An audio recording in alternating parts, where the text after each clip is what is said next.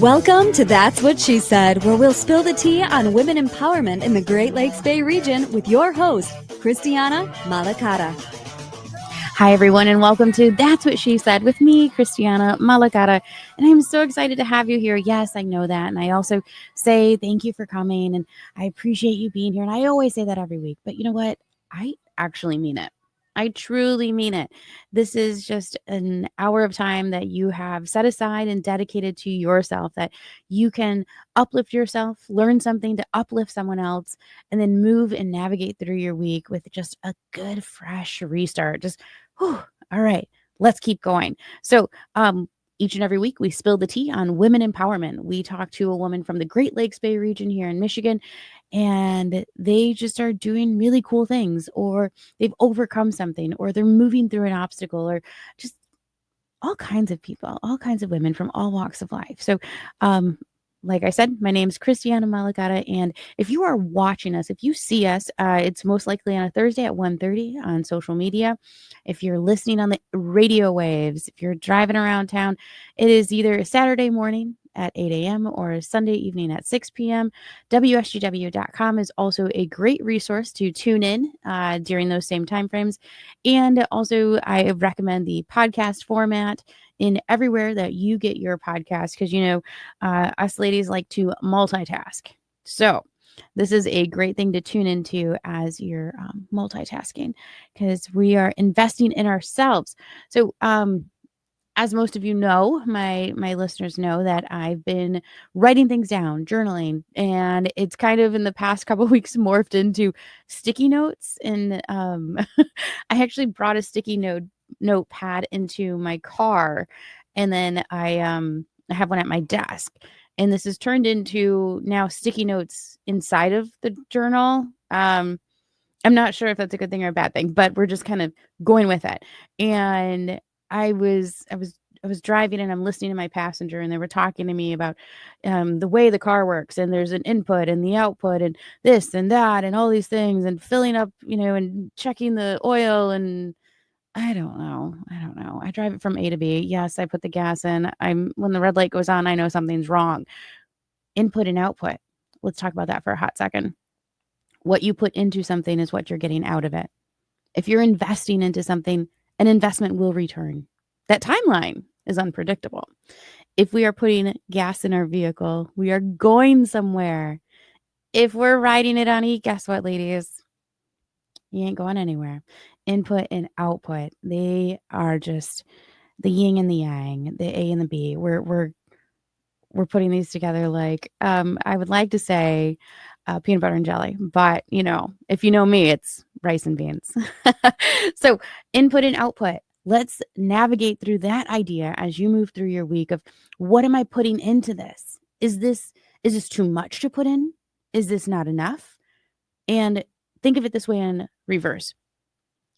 The output. If I want something out of this, how much do I want out of this? Because that is equal parts putting in. So I know that was speaking pretty organically, but just give it a thought. I don't know. Give me some feedback. Tell me if the sticky note idea is good inside the notebook.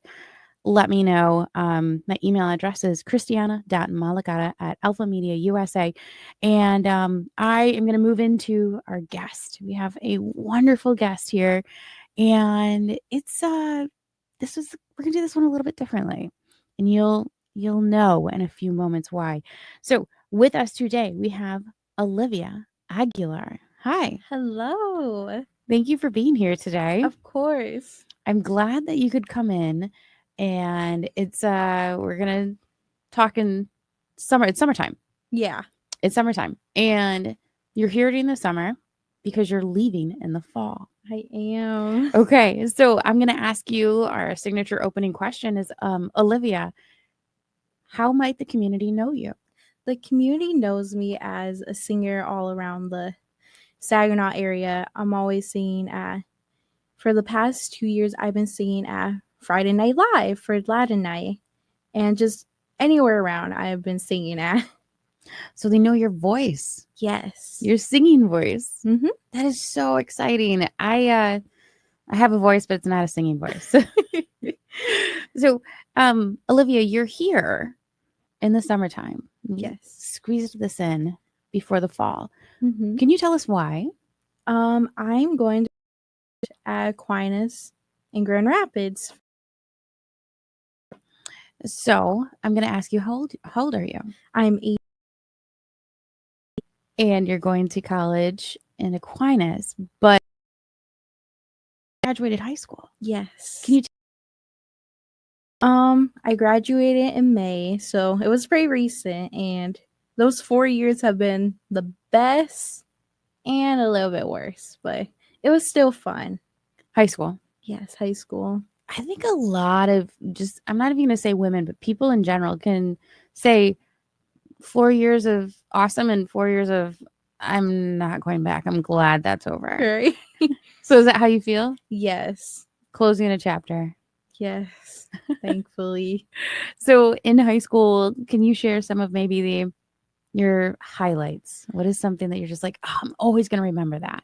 My highlights was my sophomore year when Miss Shintaka, my choir teacher, she came in and we weren't used to having, we had another teacher, Miss Moore, and I had her for like years. Like that was my 4th year. And then here comes another teacher, and we have a Hispanic Heritage Month, and we did an assembly, and I was one of the quinceañera girls, and I sang No Me Queda Más.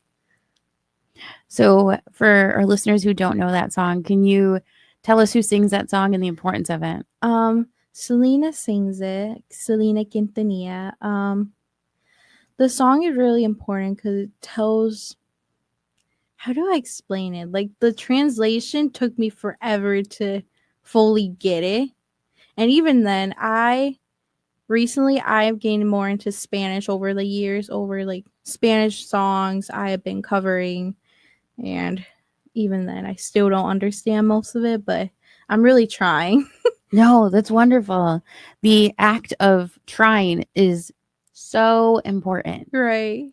especially in high school. I went to high school a long time ago. We're not going to talk about that year, but I feel like high school is the time to try things before you kind of get yourself out into the real world. Right. And I'm doing air quotes for everybody who's, the real world. So in sophomore year, you had Miss Chantaka, and she introduced you to singing and performing, like singing out in public. What was that looking like for you? She introduced me to singing in public. Like before, I have been in middle school choir. I was shy. I was a little bit meek. I had a voice. I just didn't know how to use it. And Miss Shintaka, she really pulled me out of my shell. She was like, there's going to be a lot of people. You have a good voice. You have to use it. And as time went on, my audiences grew. More people were coming to these performances. I'm like, maybe I'm getting better. Maybe you're getting better. That's what you told yourself. Yes. So what were a few things that your teacher did to teach you self-confidence? She really brought me into my understanding my Hispanic heritage, because as I was younger, I'm like, yeah, I was always with me, but I never fully dove into it and understood how important it is as a Latina, how music can spread so many wings. Like it can take you anywhere. Music can take you anywhere.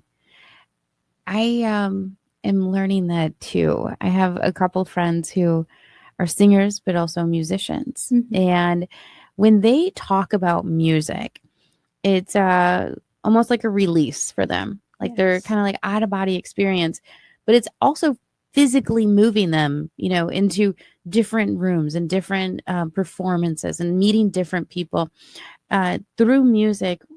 What is something that you thought, oh, this is so cool. If it wasn't for my voice, I wouldn't be able to do this? Through music, I was just thinking about it, and like through music, it has really changed my perspective on mental health, on learning about myself, learning about people, learning emotions and regulating your own emotions. Regulating your own emotions through music. Yes. Okay. I like where you're going with that. I really do. I think that you are wise, so wise beyond your age. In high school, it's more or less, let's just get through this, right? Let's move on. Let's get through this and get to the next step. But your high school experience is quite unique. It is. It's very unique. Why do you think it's unique? It's unique because my change from freshman to senior year is actually crazy. Like freshman year, I didn't know myself. I wasn't sure who I was yet. And by senior year, I'm like, I have an understanding of who I am, what my personality is, and, coping and just working on myself. Working on yourself. You said you have an understanding of who you are. Do you think that who you are could change in the future? It definitely could. You never know. Like, you can change in like a year, 5 months. You can change whenever. Are you comfortable with who you are now? I am. I'm very comfortable. I can tell. For those of you who are watching on the screen, Olivia's grinning. Every few words, she has this huge, beautiful grin on her face. So let's take a step back. And you said you feel, I'm going to paraphrase here, empowered, excited in the fact that you're a Latina woman. Yes. Why do you say that? I have done research and so much research about it. And as a Latina woman, I have realized that I have been given so many opportunities. Like, I can't even explain anymore. Like, I have been so blessed, and I can't believe how much singing in Spanish have gotten me. Do you speak Spanish? No, but my grandma, she speaks Spanish. My family speaks Spanish. It was just... And you sing in Spanish? Yes. What is the connection that your family has to you singing in Spanish? How does that make them feel? They love it. Like, I'm a third generation, so it's definitely nice that, like, as a third generation, that here I am just singing in Spanish and showing what I can do. Mm-hmm. So for our listeners, referring to, I too am a Latina woman, and when we refer back to what generation we are, that's how many generations that we've been born here in the United States. For reference, I'm a fourth generation. So that's something that we culturally embrace, Mm-hmm. and yet at the same time that there's detachment, right? Yes. Like I said, I too do not speak Spanish. But you put on some, like I said, some Selena Quintanilla, I'm right here with you. I know every word, Right. every step, every beat. I will not be singing, but I want to know your perspective on that detachment. It's definitely a lot. Like, as I begin singing Spanish, like my whole career with that, I have realized, like, it's definitely a whole thing being a Latina American instead of being fully Latina.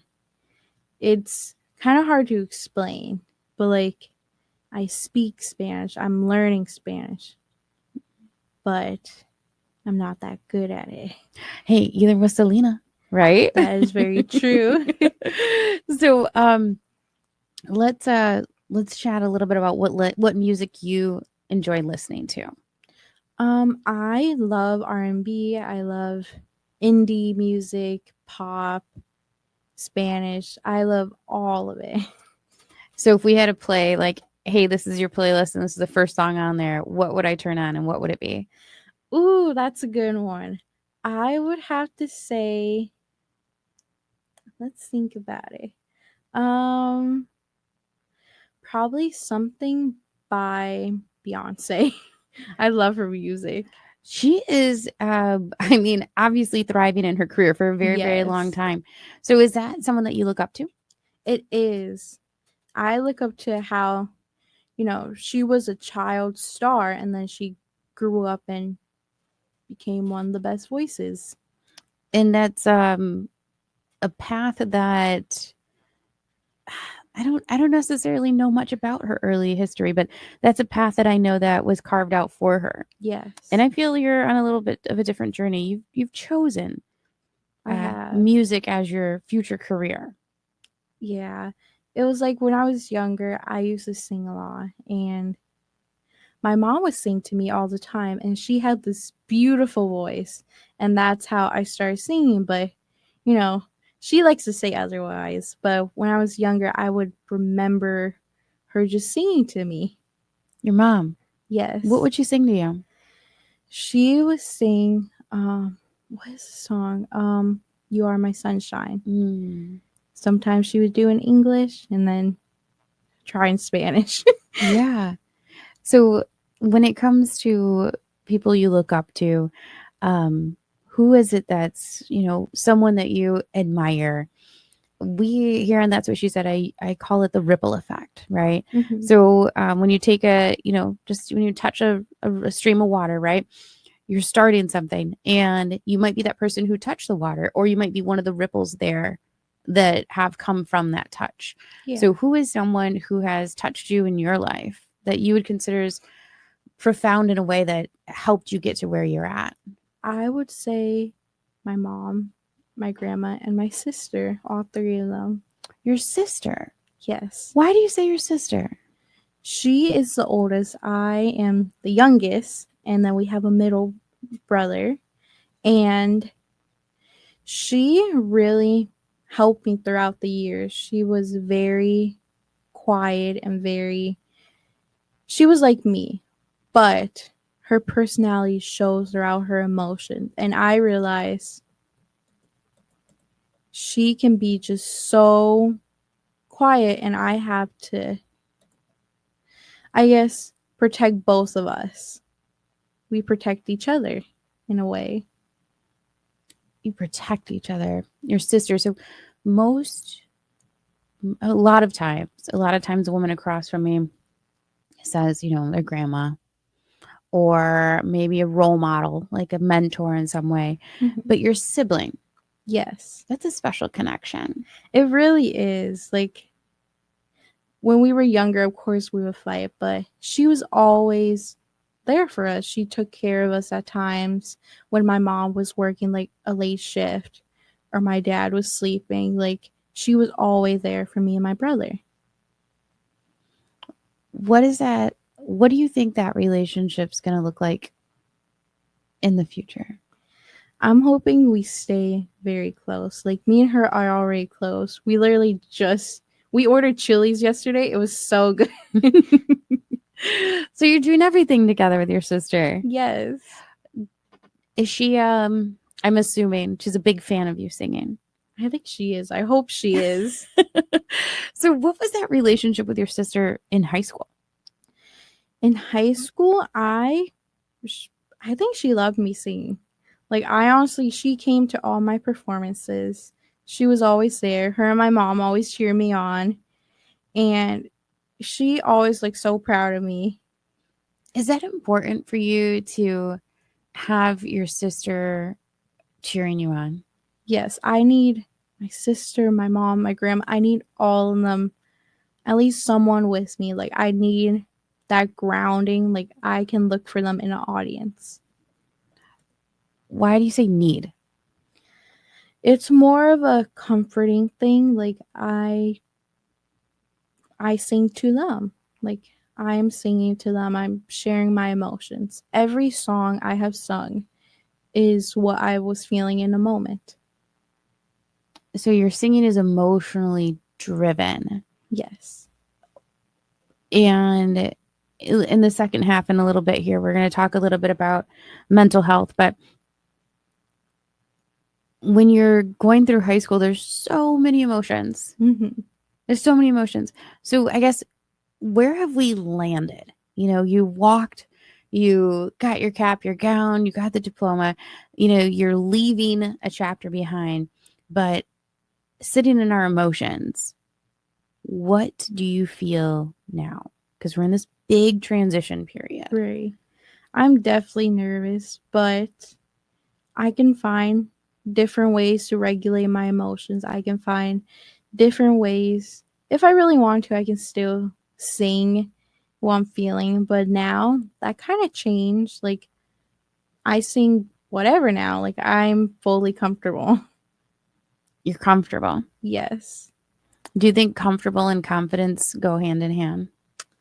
I feel like they do. For me, yes. Comfortable, confident, it's the same thing for me. It might not be for the next person, but for me, I feel confident, I feel comfortable, happy. You sure are. You are such a joy.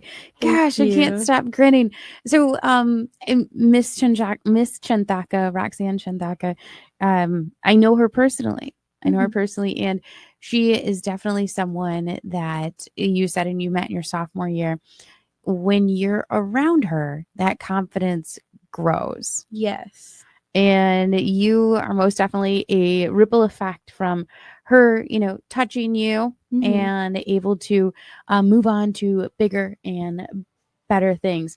And we're going to unpack that in the second half of That's What She Said. We're sitting with Alivia Aguilar. And like I said, in the second half, we're going to unpack the college experience, what we're shifting to, and maybe some pieces of advice on how to get me to sing a little better. We'll see. So, stay tuned. Don't go too far because you're listening to That's What She Said.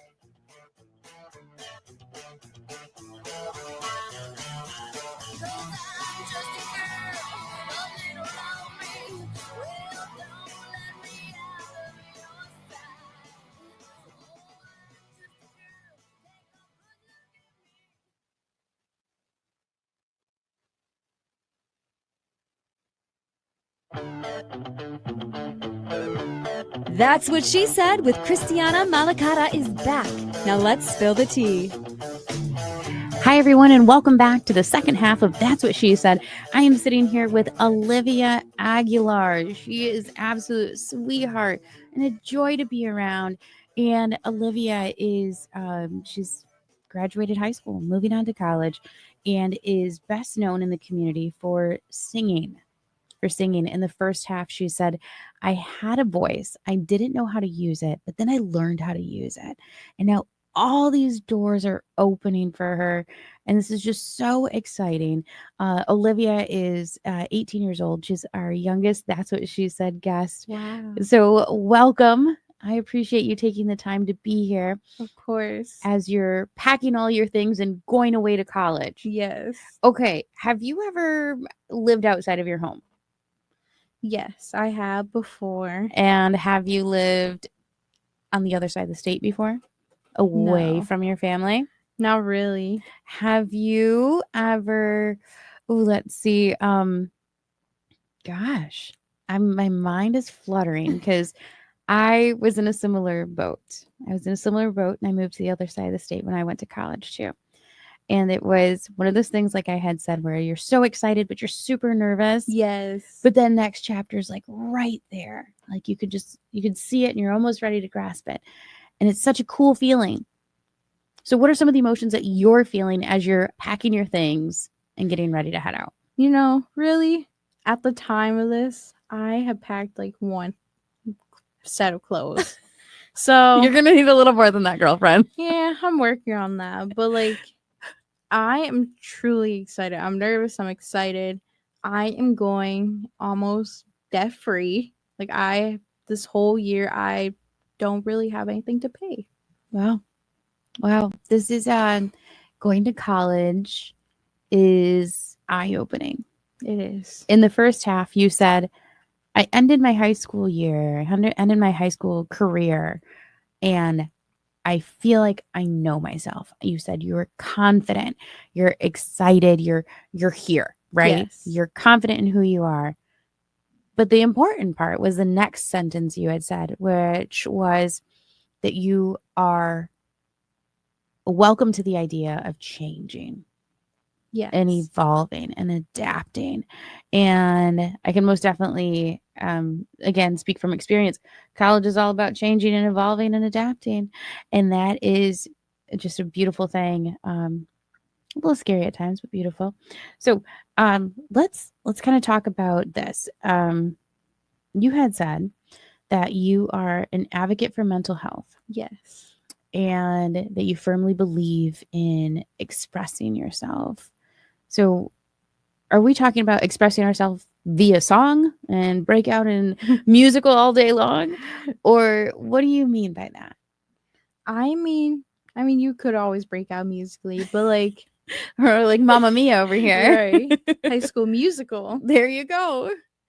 I would have to say I was coping with like other techniques, like you said earlier, like writing notes. Like I realized that writing notes, relaxing, just all of that.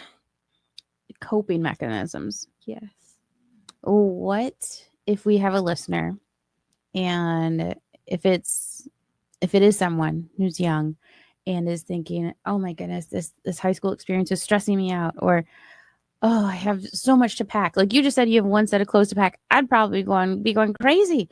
Like, oh, I gotta pack all the things and get ready. But you seem so calm about it. What are a few pieces of advice you would give along to her to kind of ground her, center her, and say, it's all good? Take a breath. That's all we need. Take a little breath, because I understand that. Like, high school was really rough for me, especially freshman and sophomore year, but Why do you say that? I struggled even when I was younger with mental health, and I didn't know how to regulate my emotions. I wasn't sure how to cope with myself. Did you attend or have any professionals help you and give you coping mechanisms? Yes, I have a therapist. She's very lovely. Love her very much. That's a very specific word to use for a therapist. Yes. She's lovely.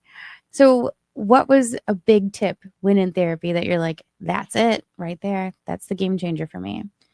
I have to be honest with myself. You can't try and fake it till you make it. You have to be honest. Can you do this? Can you not do this? When was a time in high school that you had to tell yourself that? It was definitely sophomore year. Sophomore year was so weird for me. Like, there were so many whirlwinds. Like, I was in cheer. I ended up getting a sports injury from it, and the whole first half of sophomore year was good, and then second half it went down.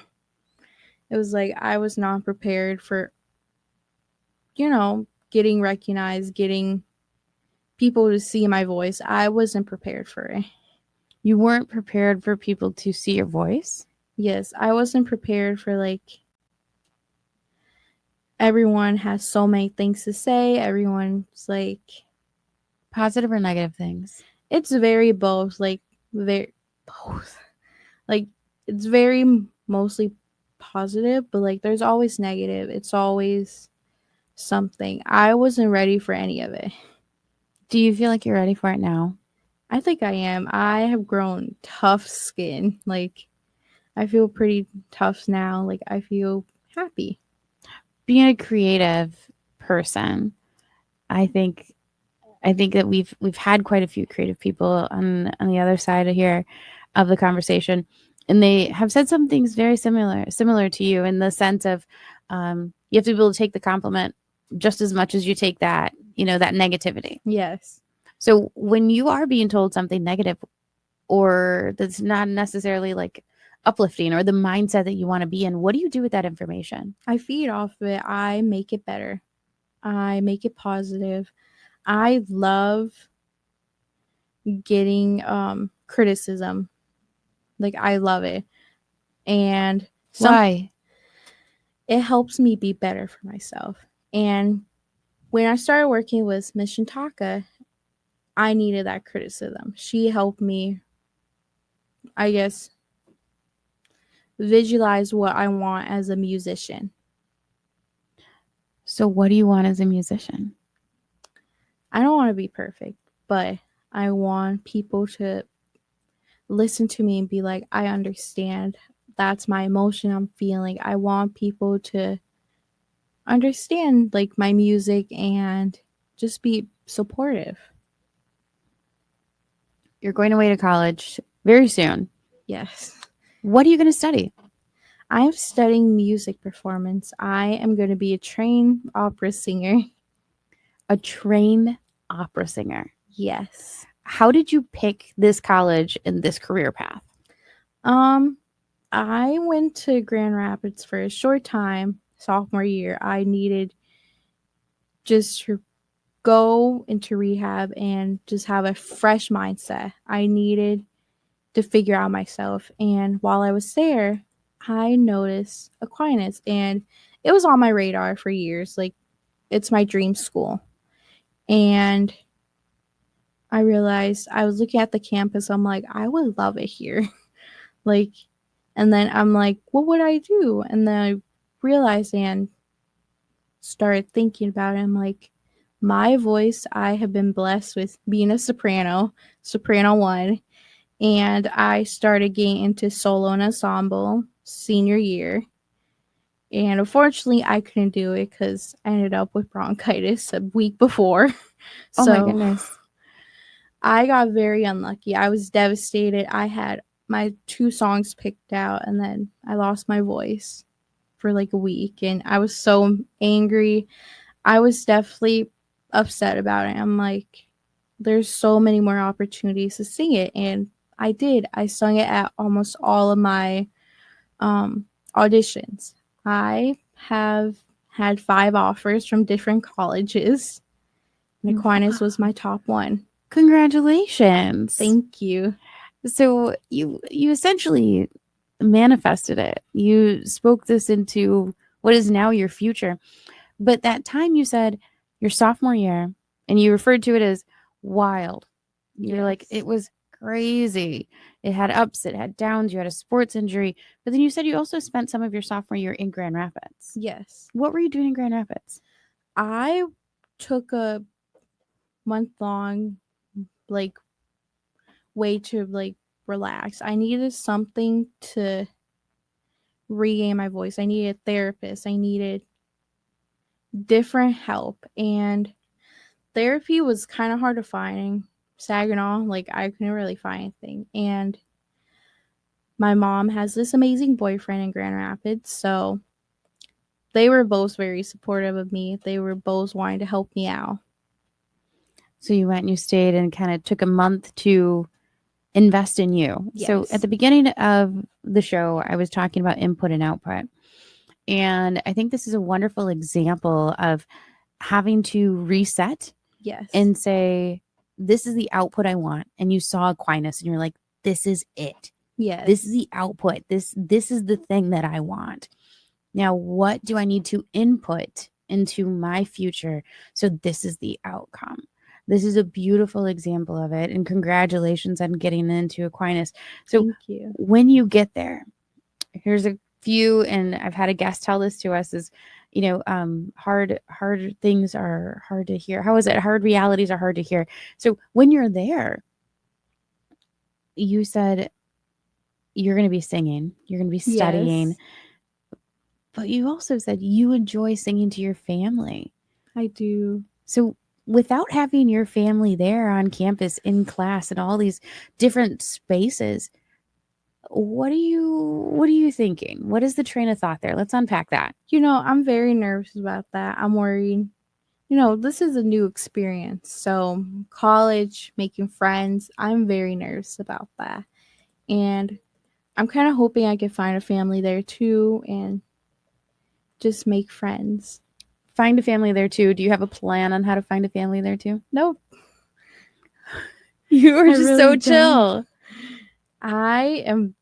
I stress about it a lot. I'm like, what am I going to do? But at the same time, I'm like, I have people I love back home. Like, my bestie, he's always singing at performances with me. His name is Elijah Thomas. I love him very much. You have a bestie.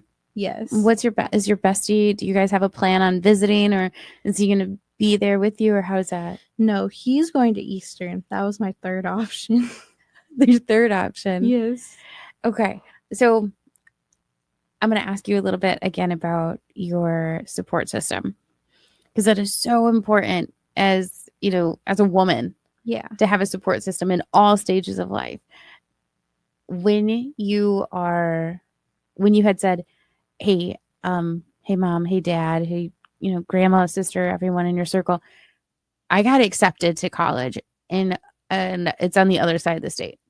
What was the initial reaction? And were you nervous to tell them? I was very nervous to tell them. My dad, he works at Delta.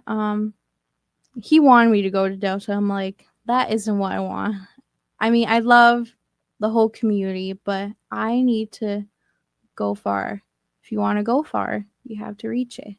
Did someone tell you that? I heard it from a song. You heard it from a song. From Noah Khan. You're going to go far. Okay. So now we're going to dive into music here. we have some time, but I have to ask, do you write your own music? I do. I love writing music. I used to post on YouTube and I post on social media every now and then about my music, but I took a little hiatus because editing videos is a lot. It is. It's a lot of work. But writing your own music, what is, I guess, the general theme of some of these songs? The general theme, it used to be very mental health oriented, but then it somehow turned positive, and I have turned negative thoughts into positive ones and made it uplifting, which I never thought I would be able to do, but here I am. You are here, and you're sharing so much, and I appreciate it. Of So course. when you're saying I had negative thoughts and I somehow turned them into positive, that somehow is a pivot in mindset. Mm-hmm. Can you pinpoint when that pivot happened and what was your writing at that time? I pivoted junior year when, junior year I did a lot. Junior and sophomore year, I was go, go, go. And as I started writing music again, I'm like, what if I made a positive outcome of it? Like, it was probably one day in class where I'm always tired in class, but I'm always thinking. I'm thinking about music. I'm thinking about English. I love literature and, everything about it. So you're sitting in science class thinking, oh man, this would make a good story. This would make a good song. This is a good rhythm. And it really does. I just be tapping or, I always have a notebook near me. I'm like, ooh, that's a good lyric. So inspiration, where does it come from? It comes all around you. A camera could be one. The floor could be one. There's really is no way to pinpoint what you want a song to be, but you can do it with imagination. Inspiration and imagination.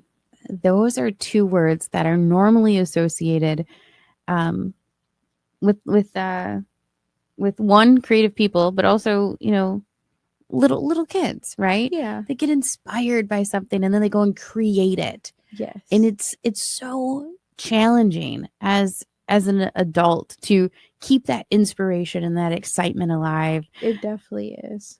But what are things that you're doing that continuously inspires you?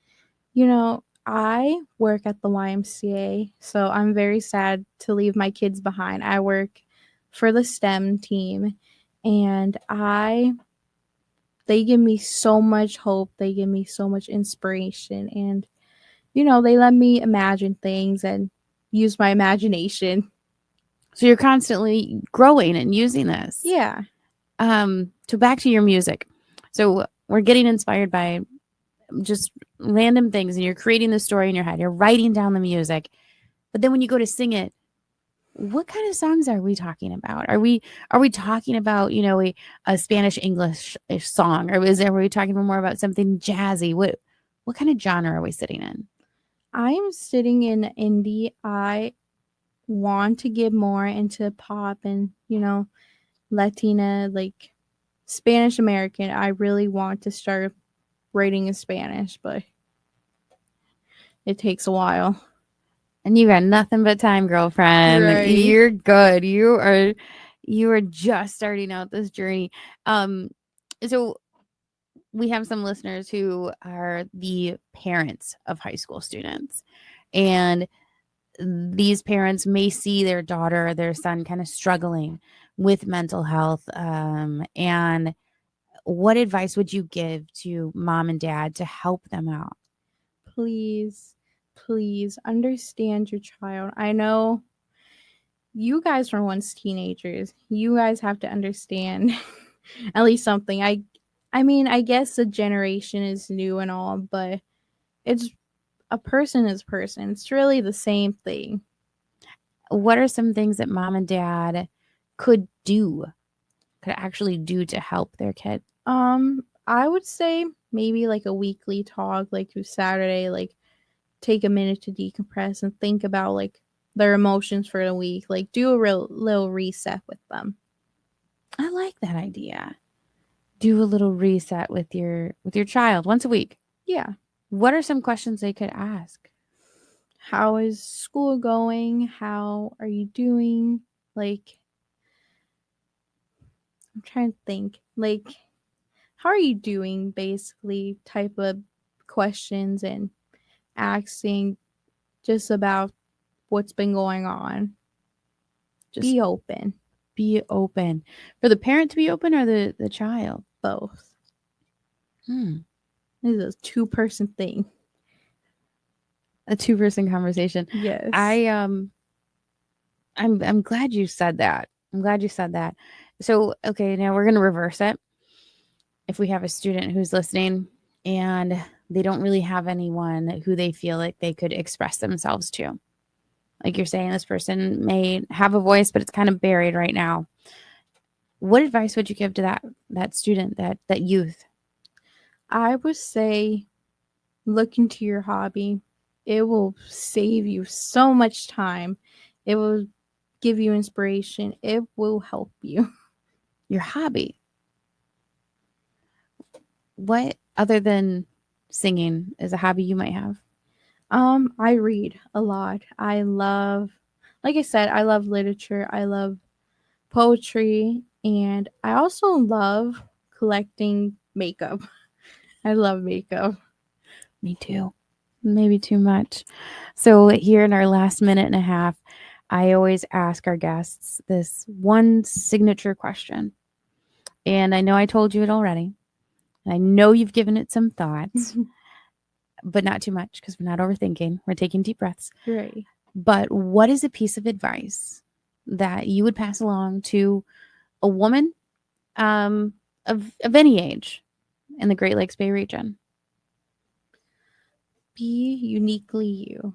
It's okay to be yourself. It's okay to want to do what you want to do. It's okay to do anything. Be uniquely you. Yes. Wow. I like it. I love it. And I'm so excited that we were able to share a part of your journey. We have Alivia Aguilar with us. Thank you for being here. Of course. Congratulations on college and the new chapter coming. We are so proud of you. Be uniquely you. That was Alivia Aguilar, and that's what she said.